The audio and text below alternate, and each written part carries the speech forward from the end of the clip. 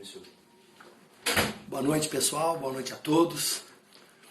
Entendemos que a gente está fazendo aí essa semana terceira, né? Mas tem uma série aí, devemos estar na quinta pregação sobre cura, sinais e maravilhas.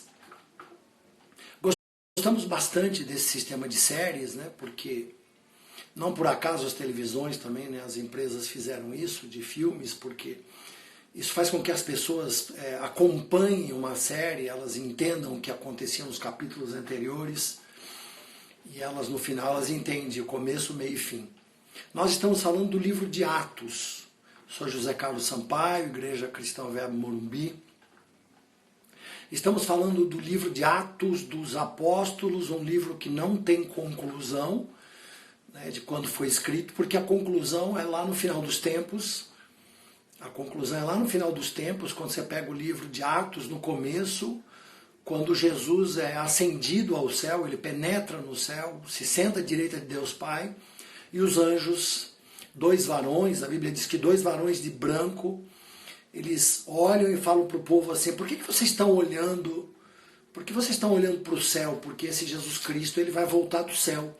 Ele vai voltar. Ele subiu numa nuvem e ele vai voltar numa nuvem.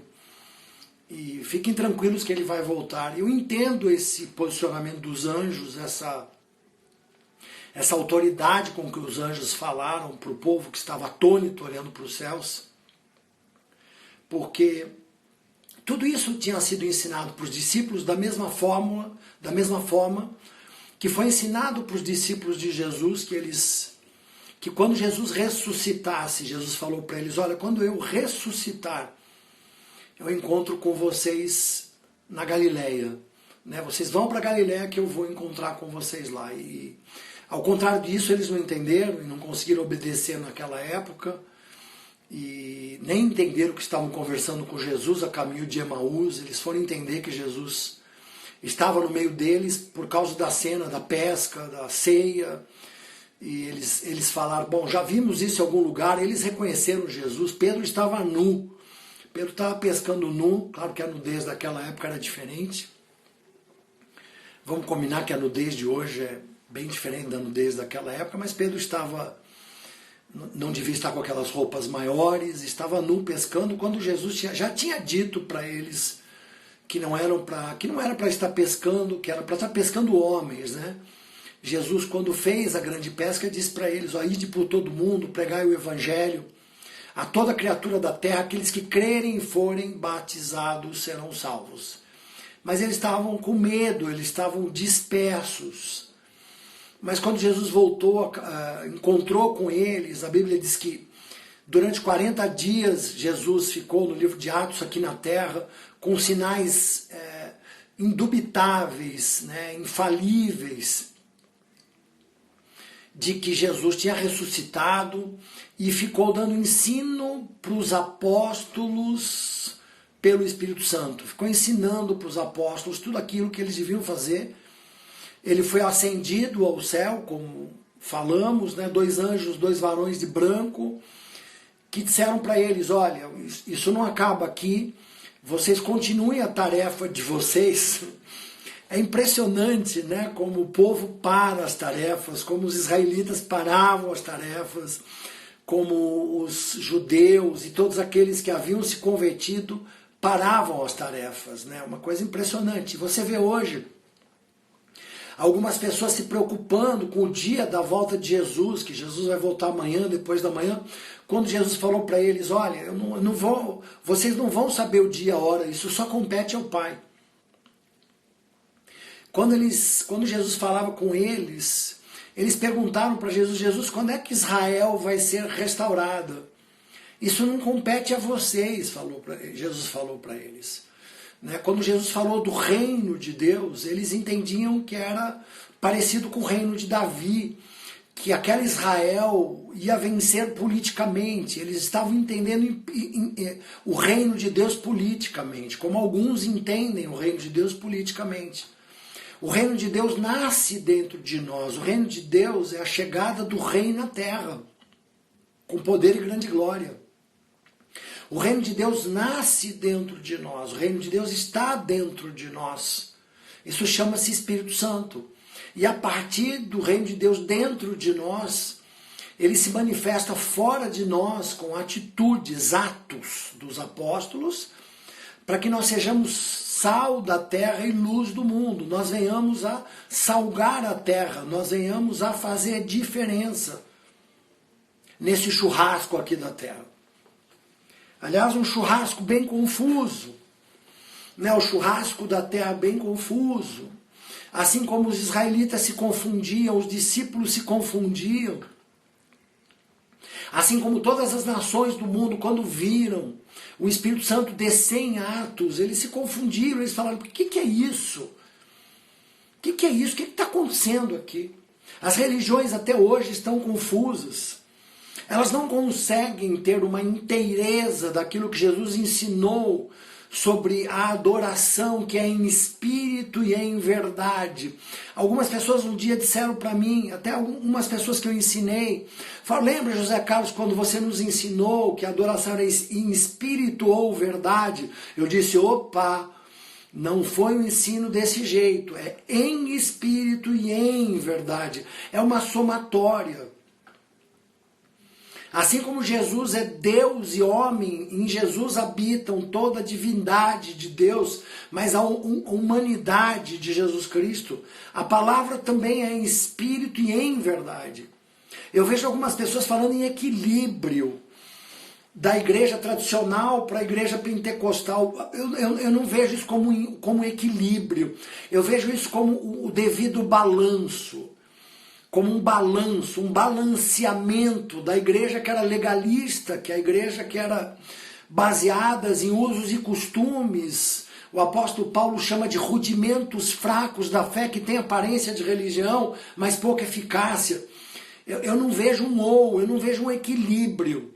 Eu tinha um amigo que me contou uma história muito interessante. Cuidado com a palavra equilíbrio, porque eu tinha um amigo que estava com a temperatura média de 37 graus, ele não estava com febre.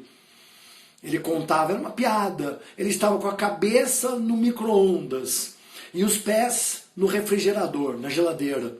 A temperatura dele média era 37 graus, mas ele estava morto. Aqui nós não estamos falando de média, de ou, nós estamos falando do maior de Deus, que a adoração começa no Espírito, em Espírito.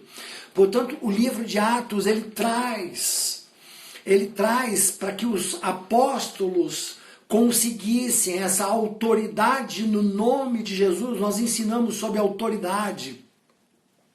Autoridade dada pelo dunamis, pelo Espírito. A palavra dunamis, ela quer dizer autoridade, ela quer dizer poder, ela quer dizer autoridade delegada, ela quer dizer procuração. Ela quer dizer delegação de Deus para que a igreja apostólica de Atos até os nossos dias, até o final dos tempos, por isso esse livro é profético, ele é para o futuro. Ele era de ontem, ele é de hoje, ele é de amanhã. E por isso eu não acredito em algumas teologias que defendem que esses movimentos que aconteceram no dia de Atos não podem acontecer mais. Porque as necessidades da igreja de hoje são as mesmas da de Atos. E as ferramentas da igreja de hoje são as mesmas da igreja de Atos. O poder é o mesmo da igreja de Atos, o Espírito Santo é o mesmo. O Cristo é o mesmo. Porque Cristo no livro de Atos, ele subiu ao céu, ele está junto, Pai e Filho no céu. Qual a grande diferença da igreja apostólica, da igreja de Atos, para a igreja anterior? Até porque não havia igreja, mas qual a diferença do livro de Atos para o Antigo Testamento? É porque o ser humano tem uma dificuldade de reconhecer o Espírito Santo, porque acho que ele consegue ver o Pai, né? Nós entendemos a figura paterna, temos Pai, muitos de nós temos filhos, entendemos o que é o filho, mas não existe algo concreto para se comparar ao Espírito Santo, é um Espírito. Muitas pessoas veem o Espírito Santo como uma energia, como uma força. Engano. O Espírito Santo é uma pessoa, Pai, Filho e Espírito Santo. Não coloque na sua agenda Pai e Filho em letra maiúscula e Espírito Santo em letra minúscula. O Espírito Santo é Deus, é um Deus triuno, com funções diferentes. Então, o Espírito Santo, é o poder de Deus na terra, porque o Espírito Santo ensina, ele consola, ele é um outro consolador. Ele é um outro consolador. Jesus disse para eles, olha, eu vou para o céu, como nós ficamos, Jesus, eu vos deixarei um outro consolador. O Espírito Santo é onisciente, o Espírito Santo é onipresente, o Espírito Santo deve ser louvado, louvai a Deus, louvai a Jesus, louvai o Espírito Santo. No livro de Atos, a proeminência, Atos, nas epístolas de Paulo, a proeminência maior é do Espírito Santo, porque Deus, Pai e Filho estão no céu. E o Espírito Santo é Deus dentro de nós. Como eu disse ontem, é um software, um exemplo, uma parábola, que talvez Jesus não fez porque não havia informática no tempo dele, havia natureza, mas é um software, é o coração de Jesus, é um novo coração, um novo espírito, é uma nova criação, é um nascimento do alto. Nós precisamos entender o livro de Atos, se nós queremos ter a fé dos apóstolos, os resultados dos apóstolos. Nós precisamos entender a base da fé, as chaves, a base da fé dos apóstolos, para eles terem feito esses milagres, porque não se faz milagres, sinais e maravilhas sem fé. Não se agrada a Deus, porque sem fé é impossível agradar a Deus, sem entender as chaves do livro de Atos. E a gente começou falando com vocês sobre oração, sobre o tanto que eles perseveravam em oração, sobre como lá no livro de Atos, no começo, capítulo 3, como Pedro e João, na hora nona, eles estavam seguindo uma agenda de oração, eles tinham um estilo de vida de oração. Depois nós explicamos para vocês nessa série como os discípulos persistiram em oração para receber o Espírito Santo.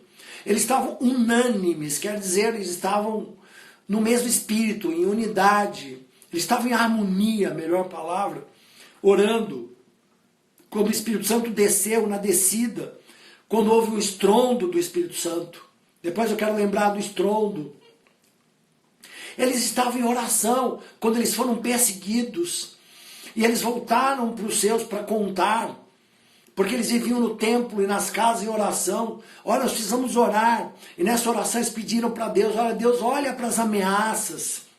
Hoje nós precisamos nos juntar, nos unir em harmonia como igreja. Em harmonia e pedir, olha Deus, olha para essa ameaça. Olha para essa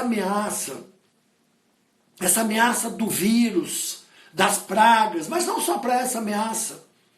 Olha para essa ameaça do maior vírus que existe no mundo, que está levando milhares e milhões de pessoas para o inferno. E não tem tanta divulgação desse vírus, que é o pecado, que é a nossa natureza pecaminosa.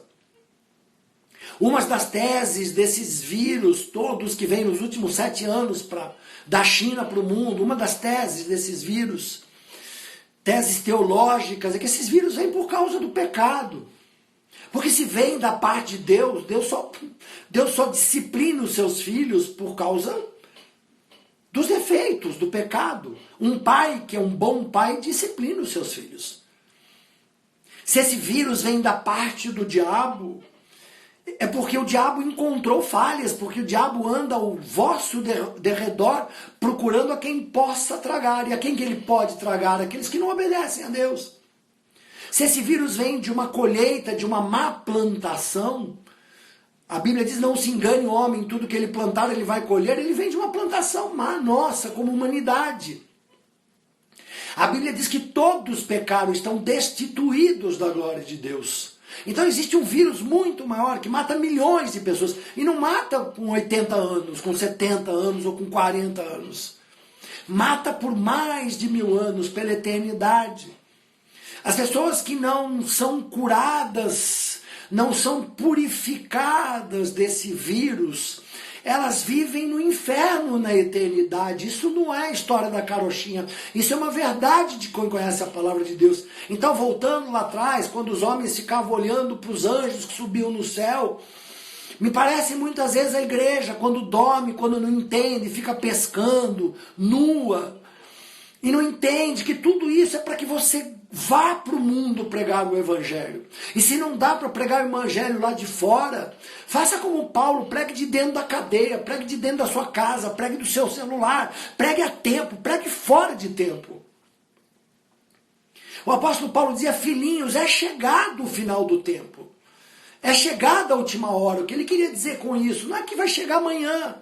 Não temos procuração de dizer de Deus que horas vai chegar. Precisamos observar os sinais para que não sejamos pegos desprevenidos. Mas Paulo dizia: filhinhos, é chegada a última hora. Ou seja, vivam de malas prontas.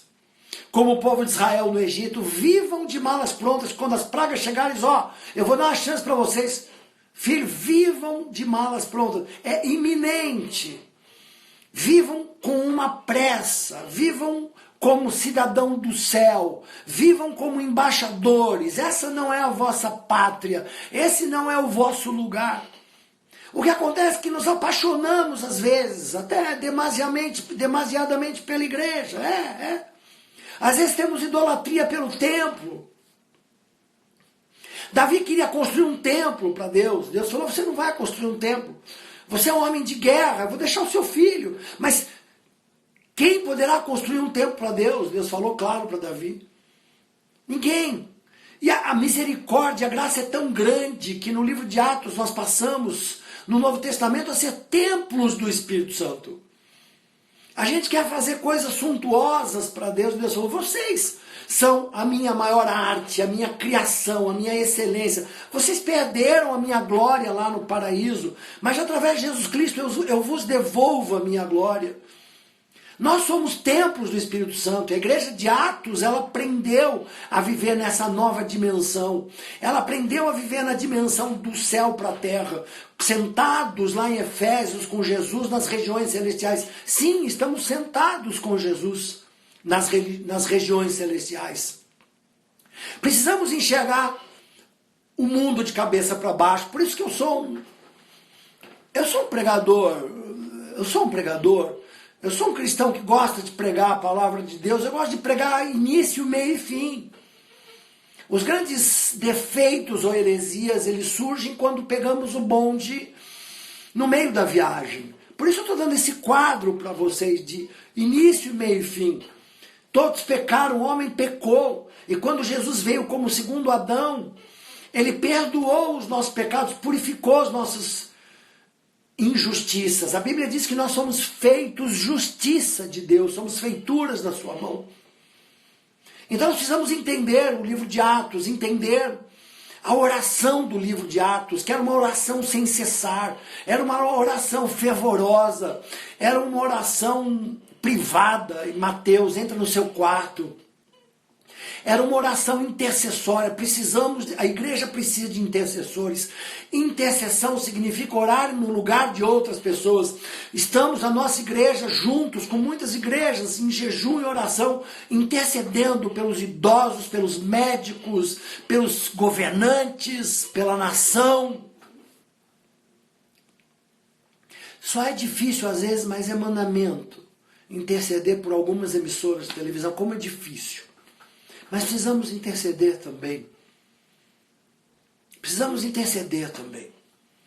Me lembro de Estevão e de Jesus crucificado. Perdoai-os, Pai, eles não sabem o que falam, o que fazem. Precisamos interceder por todas as autoridades da terra. Por todas. Não vamos aqui defender ninguém, nenhum governo. Só a Bíblia. A Bíblia diz que nós precisamos interceder pelas autoridades, orar para que a gente tenha dias mais tranquilos. Precisamos ter essa visão espiritual. Mas nosso papel não é ficar na igreja. Jesus falou: vocês fiquem aqui até receber, até receber poder do alto, do dinâmico, dinamismo, motor, autoridade, procuração, no meu nome, que é o nome sobre todo nome, o nome excelente, o nome poderoso, um nome que eu herdei, livro de Hebreus, o nome que foi herdado, que é maior que o de anjos. Você tem uma procuração no maior nome do mundo, no nome que é o nome acima de todas as coisas, o nome no céu, na terra, debaixo da terra. Ele herdou, esse nome foi doado pelo Pai, ele conquistou. O único que recebeu essas chaves, o direito, porque ele conquistou esse direito. Por que ele conquistou esse direito? Porque ele não só morreu na cruz para perdoar os teus pecados e para te religar a Deus, o único caminho, a verdade e a vida. Não só ele te trouxe a salvação, não só no bojo, no escopo do nome dele, está escrito Jesus, o Messias, o ungido, Cristo, aquele que havia de vir, o único, não há outro. Não há outra religião, não há outra filosofia, não há outra crença. No grego não há outro, não há segunda opção. Ele era o único, ele pagou o preço para a sua vida, ele comprou, ele pagou a fiança para te tirar do reino das trevas para o reino do Filho, do seu amor, Jesus Cristo. Ele pagou o penhor, sabe quando você faz um empréstimo lá e penhora uma joia? Ele pagou o penhor, ele te libertou. Por isso que ele merece, por isso que ele conquistou o direito de ser o nome sobre todo o nome, por isso que ele está sentado à direita de Deus Pai. Porque ele pagou o preço, porque ele te salvou, ele te perdoou, ele te justificou pela fé, por graça sois salvos, pela fé, por meio da fé, pela graça, não vem de obras para que ninguém se glorie. Tantas religiões falando de obras, as obras são muito bonitas, elas são boas quando elas são fruto da fé, quando ela vem através da fé em Cristo Jesus. Pedro foi lindo naquele texto quando ele falou, porque olham para mim. Porque vocês estão olhando para mim como se fosse eu que tivesse feito esse coxo andar. Esse coxo, desde o ventre da mãe, provavelmente 40 anos. Mas é o Cristo, aqueles que vocês crucificaram. A ousadia de Pedro era algo extraordinário. Porque ele já tinha recebido o poder em Atos 2, lembra? O Pedro que era medroso, o Pedro que negou Jesus, o Pedro de rompantes. Era um Pedro agora constante, firme, constante, abundante na obra do Senhor. A Bíblia diz, sejam firmes, abundantes e constantes na obra do Senhor, porque o vosso serviço no Senhor não será em vão. Aquele Pedro temeroso, de rompantes, hiperativo. Era um Pedro agora que se levantava, que subia para orar, e que levantava um coxo e dizia, seja curado em nome de Jesus, levanta-te e anda. Aquele Pedro que disse para o coxo, olha para mim, não olha para a porta formosa, não olha para essas pessoas, eu não tenho prata nem ouro, mas eu seja curado em nome de Jesus, o que eu tenho te dou. Sabe um parênteses aí, as pessoas acham que dar a graça, dar o Espírito Santo, dar Jesus é pouco, porque, olha, eu não tenho dinheiro, ouro nem prata, mas o que eu tenho te dou.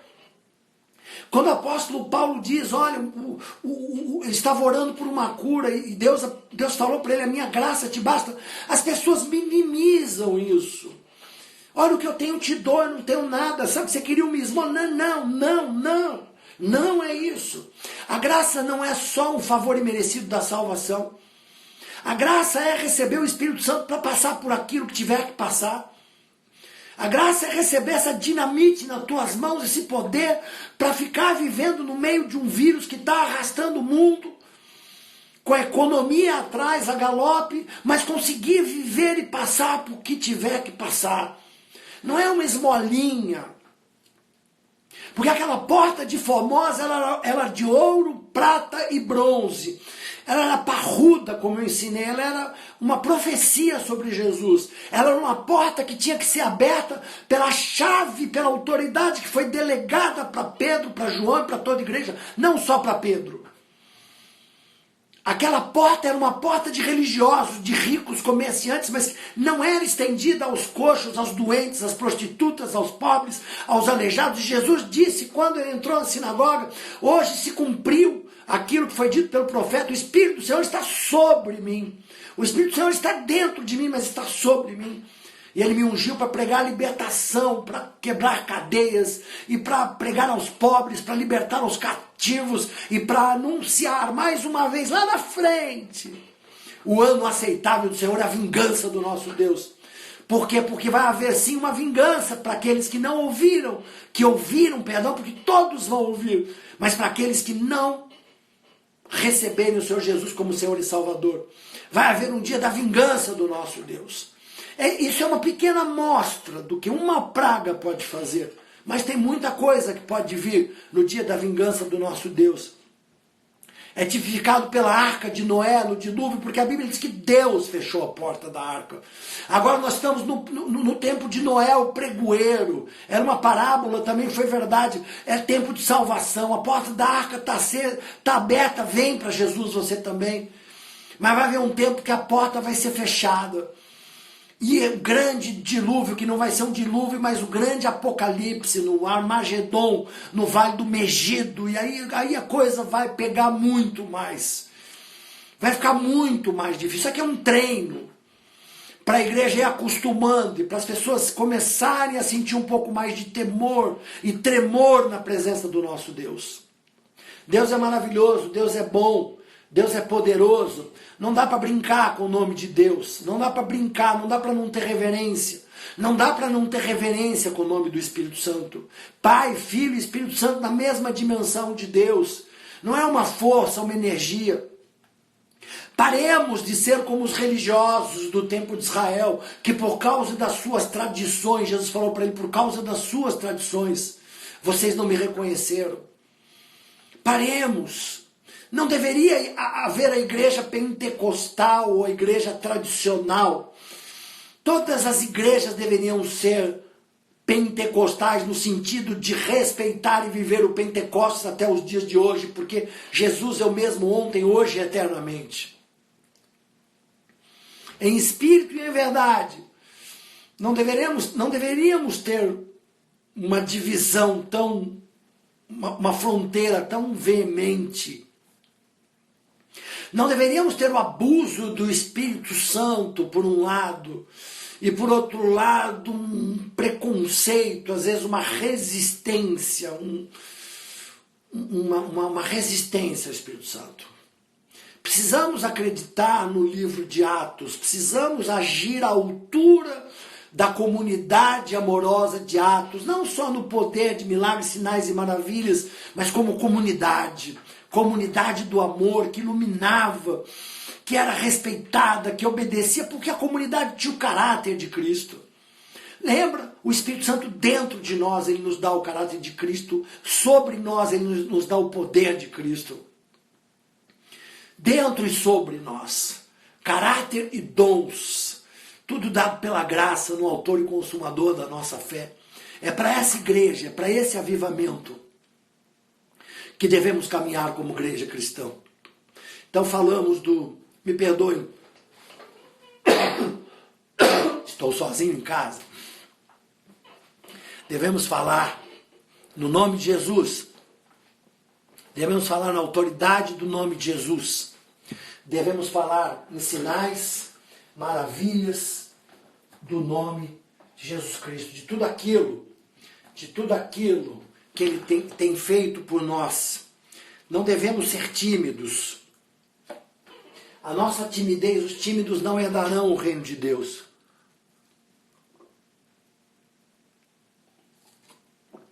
Os tímidos não herdarão o reino de Deus. Então falamos da igreja primitiva. Falamos de Lucas, o médico amado, um médico na equipe ministerial de Jesus, um homem cheio do Espírito Santo, que manda um tratado para Teófilo, e ele escreve lá em cima, no primeiro versículo, olha, no primeiro tratado, algumas pessoas discutem se Lucas escreveu esses dois tratados, mas na minha conclusão, se ele escreve que no primeiro tratado, ele está escrevendo no segundo, ele diz para Teófilo, que os médicos na época eram servos, provavelmente Teófilo é um homem influente, talvez chefe dele, que queria saber da veracidade do Evangelho, e Lucas escreve isso. E a gente falou da igreja primitiva, de uma igreja que vivia a plenitude do Espírito Santo. Vivia o fogo do Espírito Santo, línguas repartidas que purificavam, que vinham, que santificavam, que consumiam. Deus é amor e é fogo consumidor. Nós falamos das línguas, do fogo, nós falamos do vento impetuoso, do vento estrondoso, aquela 120, os 120 que já se juntavam à igreja, eles estavam recebendo o batismo no Espírito Santo com evidências, com manifestações, E muitos que estavam em Israel se juntaram porque o barulho era enorme, então se ouviu e se viu. Isso foi o início da igreja apostólica, da igreja cheia do poder da unção do Espírito Santo, da comunidade de amor, a mesma unção que trazia poder, trazia caráter, trazia benevolência, trazia benignidade, trazia bondade, trazia domínio próprio, trazia amor, primeiro amor. Eles tinham tudo em comum e aquele amor é tão grande que ninguém podia ver alguém com necessidade. Eles tinham uma comunidade de uso em comum. Um deles vendeu um terreno, não eram todos que vendiam suas casas e terrenos, mas um dia vendeu um terreno, um deles vendeu um terreno, vendeu uma casa, para resolver o problema das necessidades. Precisamos ser chamados por Deus nesse amor para resolver o problema das necessidades da casa de Deus, porque a casa de Deus, a comunidade de amor, a igreja de amor, ela divide, ela dá cestas básicas, ela ajuda os pobres. Precisamos ter esse amor no coração. A comunidade, o Espírito Santo traz esse amor, esse desprendimento de abençoar a obra de Deus. Essa comunidade se reunia nas casas, eles oravam, eles partiam pão, eles comiam juntos, eles tinham tudo em comum. Então eu falei para vocês dessa comunidade maravilhosa, dessa igreja primitiva, que se reunia nas casas e no templo, que era uma igreja que entendia a plenitude do Espírito Santo, que orava e jejuava, que era uma igreja de fé, que entendia a profundidade da fé, da armadura espiritual, que se revestia da armadura espiritual. E eu quero agora falar de uma outra chave. Falei da plenitude, falei da oração, falei do jejum, falei da autoridade delegada no nome que é sobre todo nome de Jesus Cristo. E agora eu quero falar de outra chave da fé, que é a fé. A Bíblia diz que Estevão era um homem de muita fé, de grandes sinais, poder e maravilhas, porque as bases da fé eram essas. As bases da fé eram essas chaves da igreja primitiva. A fé vem por ouvir a palavra de Deus. Romanos 10, 17. Nós falamos de como a palavra de Deus era difundida. Em todos os momentos em que Pedro se levantou lá no templo de Formosa, ele falou muito no templo de Formosa sobre Moisés, Abraão, Isaac, Jacó. No Pentecostes ele falou sobre o livro de Joel. Ele falou sobre o livro de Davi, sobre a profecia sobre Judas, que o dinheiro era um dinheiro ganho de forma ilegal, de forma pecadora, do campo de sangue. Estevão estava sendo apedrejado, o rosto dele como o rosto de um anjo, ele recebendo pedradas. E só o Espírito Santo, meu irmão, para fazer um negócio desse, ele olha para o alto e fala: Pai, não lhes imputa mais esse pecado. Estevão era um homem de fé, e ele começa a pregar, recebendo pedradas. Por isso não importa as pedradas que nós estejamos recebendo, nós temos que continuar pregando, não olhando para a volta de Jesus. Temos que estar ligados, nós temos que pregar. Nós temos que pregar por internet, por cartas, a todo tempo e fora de tempo. Estevão estava falando de José, falou até de José, de Abraão, Isaac, Jacó, de José, de como José foi invejado. José é uma expressão de Jesus, um tipo de Jesus. De como José tinha uma visão, um sonho, de como ele foi invejado, mas que no final do livro de José, a Bíblia diz: haverá homem como esse, naquela época, que esteja tanto o Espírito Santo de Deus. Nós precisamos ter fé na palavra. Estevão pregava a palavra, Pedro pregava a palavra. A palavra era anunciada com ousadia. Falamos sobre o que é ousadia. Ousadia é pregar sem cera.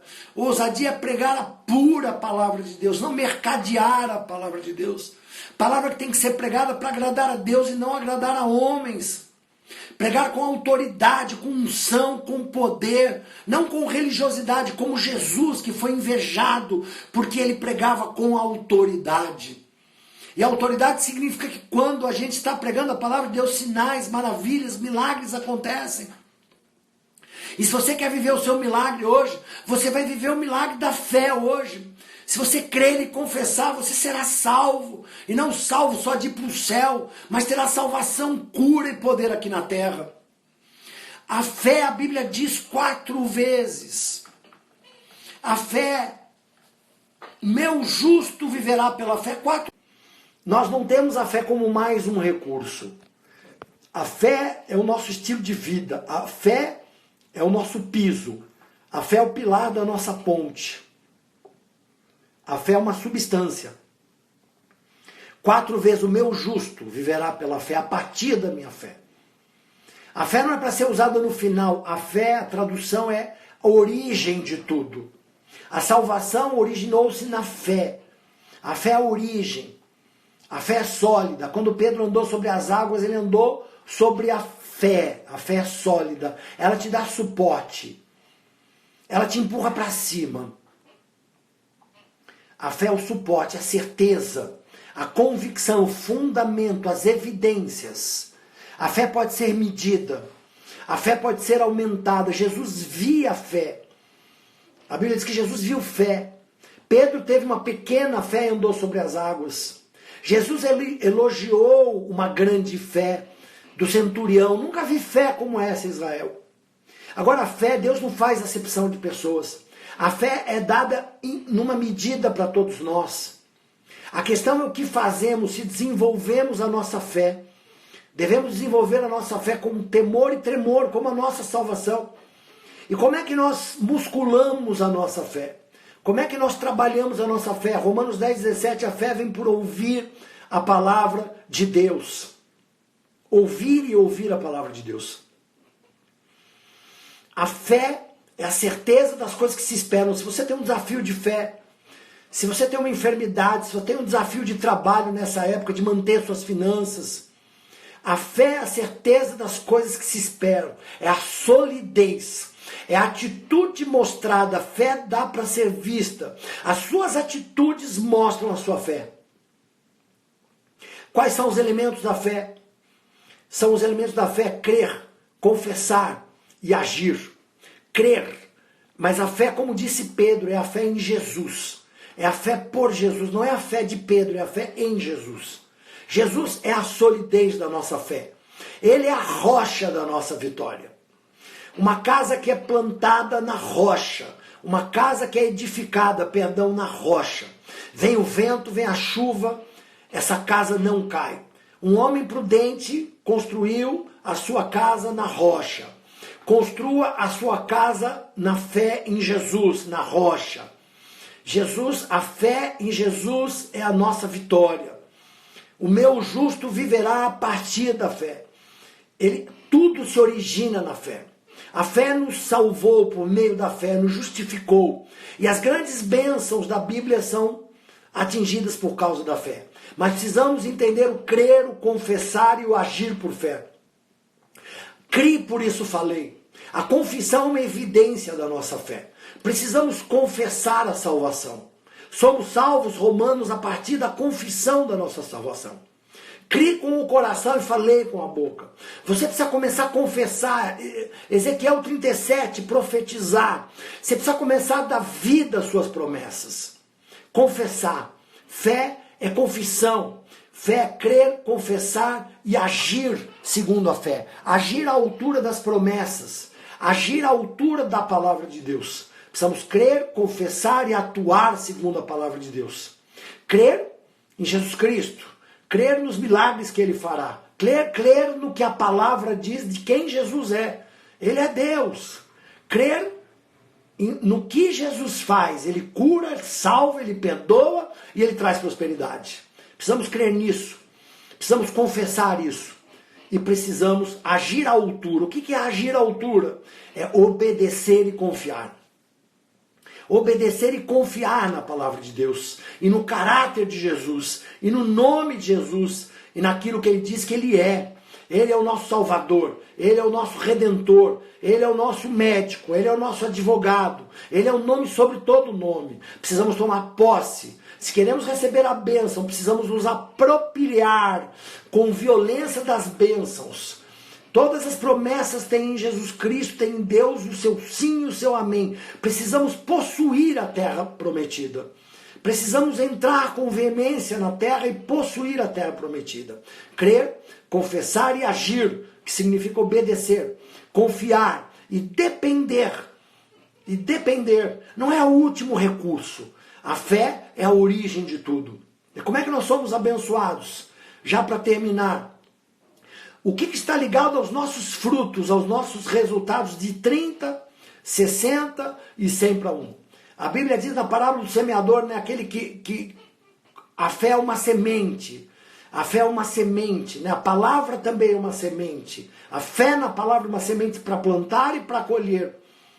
Aqueles que ouvem a minha palavra e recebem. Então você precisa ouvir a palavra e receber, acolher, concordar, abraçar como uma gravidez, como um sêmen, uma semente que vai no útero de uma mulher, que vai no ventre de uma mulher, no útero que ela abraça.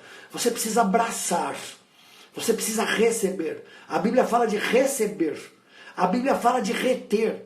Quantas promessas são perdidas, quantas crianças são perdidas porque não se retém, porque se abota, ou porque se perde. Você precisa reter. E como é que você retém? Resistindo. Resistir ao diabo, você precisa resistir. Você precisa resistir porque a sua fé vai ser provada. O diabo não quer nos provar tanto quanto ele quer provar a nossa fé. No livro de Tiago 1, 2 e 3, a Bíblia fala que a sua fé vai ser provada.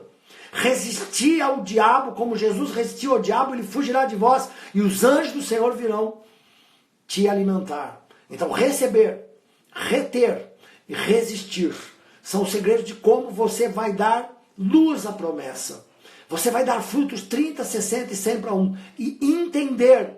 Receber, reter, resistir e entender. A palavra entender, aqueles que entendem, que compreendem a minha palavra, eles dão frutos. Precisa entender. E esse entendimento é pelo Espírito. Você precisa entender pelo Espírito. Lembra que nós ensinamos ontem sobre meditar na palavra. A palavra precisa sair da sua mente e ir para o seu coração. E como é que a palavra que entra pela mente, ela chega até o coração? Através de meditar a palavra de dia e de noite, como Josué 1, capítulo 8. Medita na minha palavra de dia e de noite, tendo cuidado de obedecer, e você prosperará em todos os seus caminhos, onde você pisar a planta dos seus pés, eu serei contigo e te darei. Você será irresistível todos os dias da sua vida. Você será irresistível. Você precisa resistir para ser irresistível. Então você precisa receber, reter, resistir e entender. E você dará frutos de 30, 60 a 100 para 1. Feche os seus olhos. Vamos orar para que o Espírito Santo venha trazer sobre as nossas vidas uma unção ainda maior, porque alguns homens na Bíblia pediram mais fé. Embora você tenha que ouvir a palavra, embora você tenha que ler a palavra, você pode receber também a fé que vem pelo fruto do Espírito.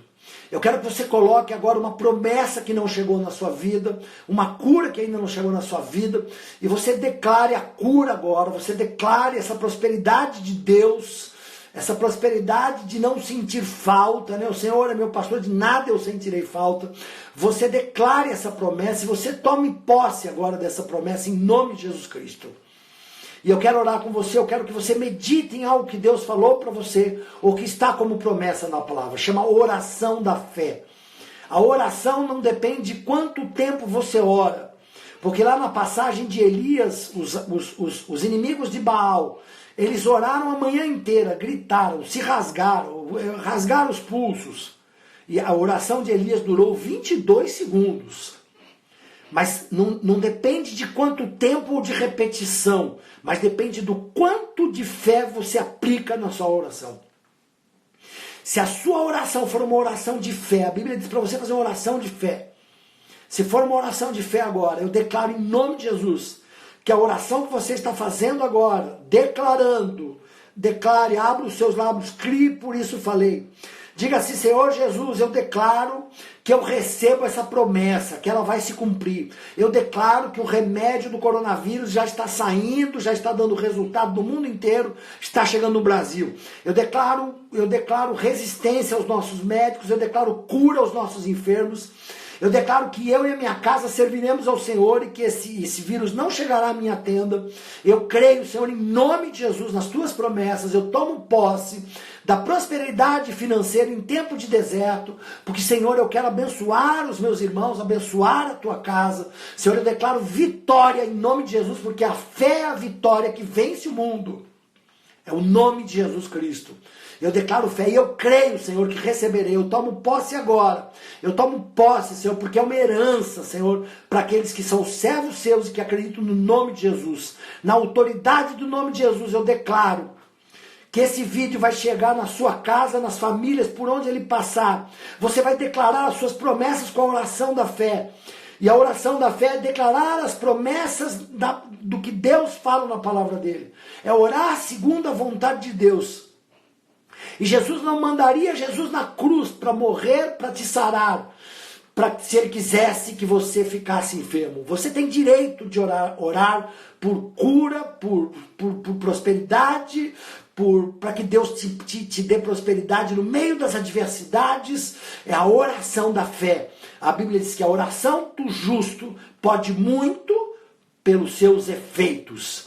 Receba agora a fé de Jesus, não a fé intelectual, porque o mundo não entende a fé de Jesus, a fé por meio de Jesus, a fé no nome de Jesus, a fé na palavra de Jesus. Toma posse, agarra a sua promessa, seja violento como o vento impetuoso, seja veemente como fogo, seja como o vento que você não sabe de onde vem, para onde vai, mas você vê o resultado do vento.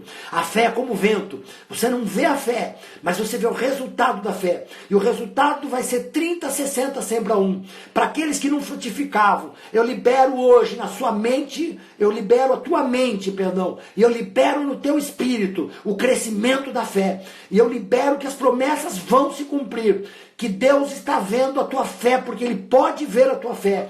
Ele vê a tua fé através de você declarar. Ele vê a tua fé através de você agir. Você vai ser uma nova pessoa hoje, agindo, declarando e crendo, dependendo e confiando de Deus. Eu declaro prosperidade integral em nome de Jesus. Amém e amém. Nos vemos agora domingo. Amanhã descansamos.